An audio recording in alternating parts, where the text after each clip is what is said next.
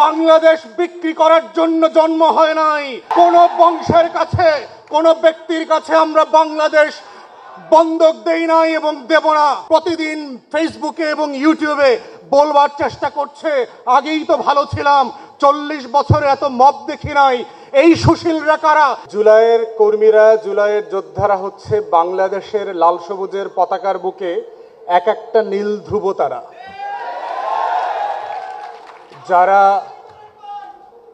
যারা গত বছর এবং গত 16-17 বছর ধরে বাংলাদেশটাকে দিনে রাতে দিল্লির কাছে বিক্রি করে দিয়েছে। তাদের বিরুদ্ধে যারা লড়াই করবার জন্য আসমান থেকে আবাবিলের মতো লাখে লাখে নাজিল হয়েছিল, আবু সাইদের মতো বুক পেতে দিয়েছিল, মুগ্ধের মতো পানি বিতরণ করতে করতে বলেছিল, যে নামেই আপনি আসেন কোন শকুনের চোখকে বাংলাদেশ মেনে নেবে না। আপনি আওয়ামী লীগ নামে আসেন, আমরা আওয়ামী লীগ প্রতিহত করব। আপনি শেখ হাসিনার নামে আসেন, আমরা শেখ হাসিনাকে প্রতিহত করব।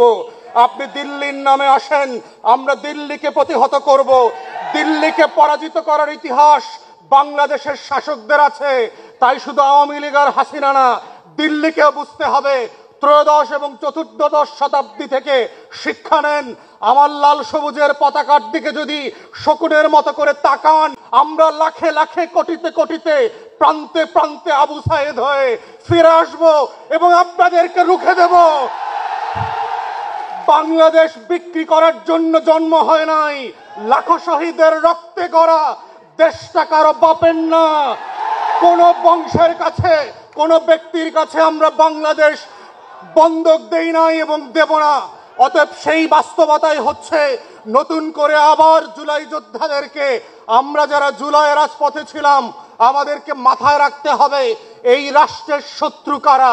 প্রতিদিন এই রাষ্ট্রের ক্ষতি করবার জন্য দেশে এবং বিদেশে বসে কারা ষড়যন্ত্র করছে, হাজার হাজার কোটি টাকা অপচয় করে লুটপাট করে আজকে বাংলাদেশকে অস্থির করবার জন্য উঠে পড়ে লেগেছে। ওরা কারা? প্রতিদিন ফেসবুকে এবং ইউটিউবে বলবার চেষ্টা করছে আগেই তো ভালো ছিলাম, 40 বছরে এত মব দেখি নাই। এই সুশীলরা কারা? গত 16 বছর যারা কলম ধরে নাই। ওই গণমাধ্যমগুলো কারা?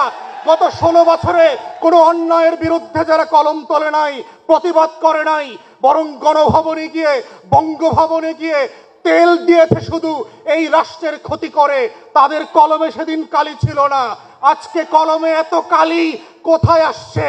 এগুলো আপনার কলমের কালি না, এগুলো আবু সাইদদের রক্তে গড়া বাংলাদেশের রক্তাক্ত কালি। এই কালির সাথে বেঈমানি আমরা আগেও মেনে নেই নাই, পরেও মেনে নেব না ইনশাআল্লাহ।